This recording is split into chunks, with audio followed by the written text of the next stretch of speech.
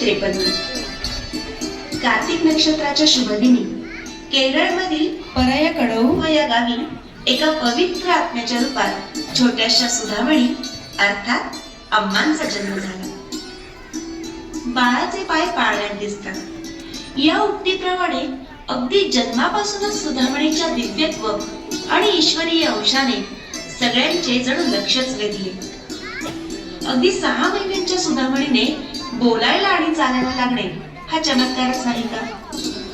भक्ती आणि महत्वाचा ईश्वरीय संदेश घेऊन अवतरित झालेली सुधामणी लहानपणापासूनच अतिशय हुशार आणि एकपाठी होती.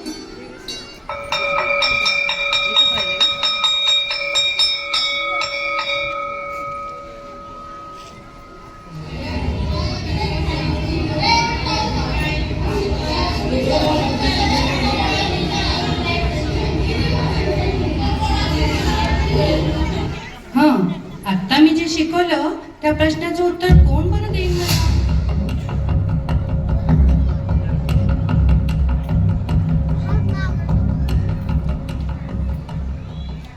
अरे वा, शाब्बास सुधामणी. बघा बरं सगळेजण, फक्त एकदा शिकवलेल्या प्रश्नाचे उत्तर सुधामणीच्या किती छान लक्षात राहिले की नाही? एकदा छान टाळ्या वाजवा बरं सुधामणीसाठी.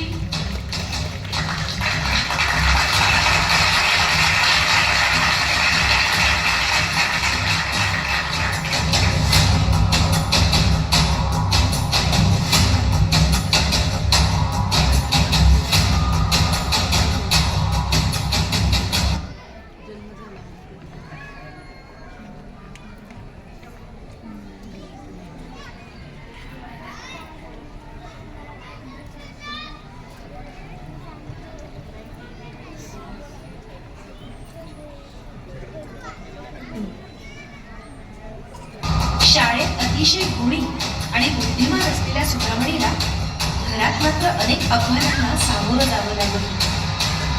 आईच्या आजाराने सुधामणीला शिक्षण घेताना अनेक अडथळे आले. तरीही धाडसी सुधामणीने श्रीकृष्णाचा मंत्र जप करत ही सगळी आव्हानं सहज पार केली.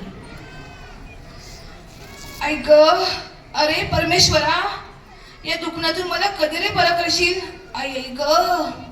आई आई तू कशाला एवढं जड उचलतेस? अगं बाई, मग कोण करेल ही कामं?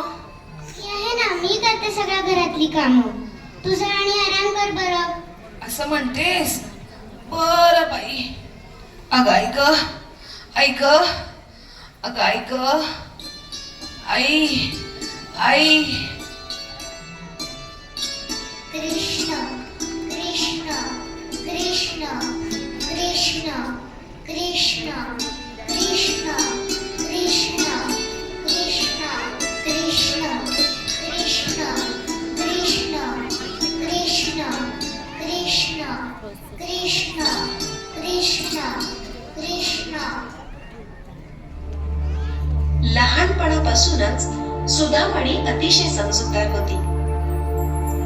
ज्या वयात मुलांचं विश्व स्वतःभोवती गुरफटलेलं असतं त्या वयात सुधामणी मात्र वैश्विक शांतीचा विचार करत होती.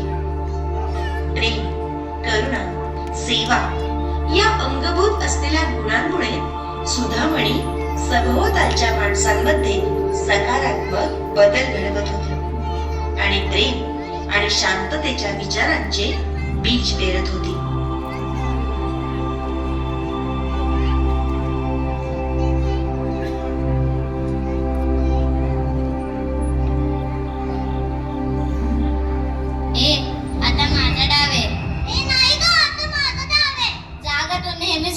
चिडत असते. मी कुठे काय केलं? हो बरोबर आहे, नेहमी चिडून खेळते. चिडती कुठली? हो हो बरोबर आहे, ही नेहमीच असं करते. मी कधी चिडत नाही, तुम्हीच खोटं बोलताय. तूच खोटं बोलते. खोटायली कुठली? मी नाही, तुम्ही खोटं बोलताय. तूच खोटं बोलती. तूच खोटं बोलती. अगं असं भांडत कशाला एकमेकींबरोबर? तूच बघ ना सुधामणी ही कशी करते. अगं आपण सगळेच त्या परमेश्वराचा अंश आहोत. त्यामुळे आपण जर असं भांडलो तर त्याला किती वाईट वाटेल. आपण सगळ्यांनी एकमेकींबरोबर प्रेमाने आणि आपुलकीने वागायला पाहिजे. पण सुधामणी नेहमीच आमच्याशी भांडतात. अगं आपण एकदा तिला समजून घेऊया. काम करू, तिला परत एकदा खेळायला देऊ. घे ग माझा डाव तू. ठीक आहे सुधामणी, तू म्हणते तर तसं करू. पण मला सांग, तू खोटं का बोललीस बरं? असं खोटं बोलणं चांगलं आहे का? असं वागलं तर देवाला आवडेल का बरं? देवाला वाईट वाटेल की नाही? जाऊ दे बाई, चुकलं माझं, घ्या तुम्ही डाव. बघितलं, प्रेमाने जग जिंकता येतं. आपण सगळ्यांनी एकमेकींबरोबर प्रेमाने वागलं पाहिजे. आता आपण परत एकदा सगळे मिळून खेळूया बरं. चला आता. हो हो, चला चला.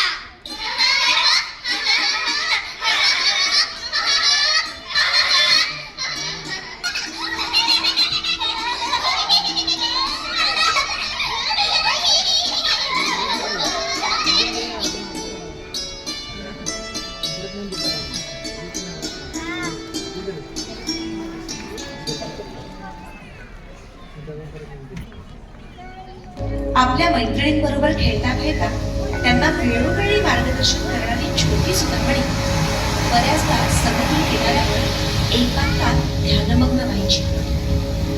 कित्येकदा ध्यानस्थ सुधामणीला 2 ते 3 दिवस कसे जायचे हे कळतही नव्हतं. अशा वेळी आजूबाजूचे पक्षी आणि प्राणी सुधामणीला आपापल्या परीने होईल तेवढी मदत करायची.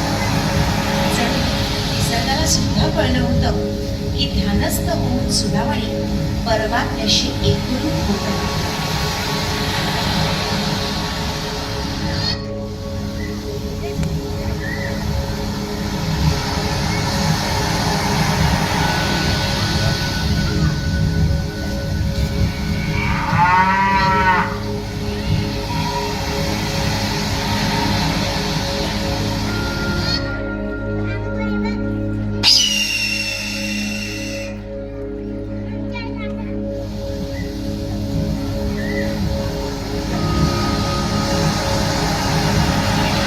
अरे, सुधामणीला या उन्हामुळे त्रास होत असेल ना? चल, आपण तिला आपल्या पंखांची सावली देऊया. हो हो, चल चल.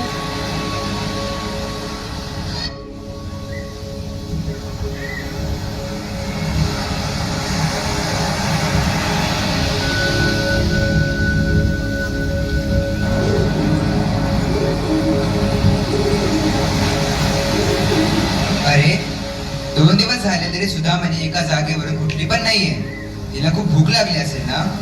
थांब हा, मी कुठून तरी तिला काय खायला मिळेल का बघून येतो. हो, जा बघून ये जा.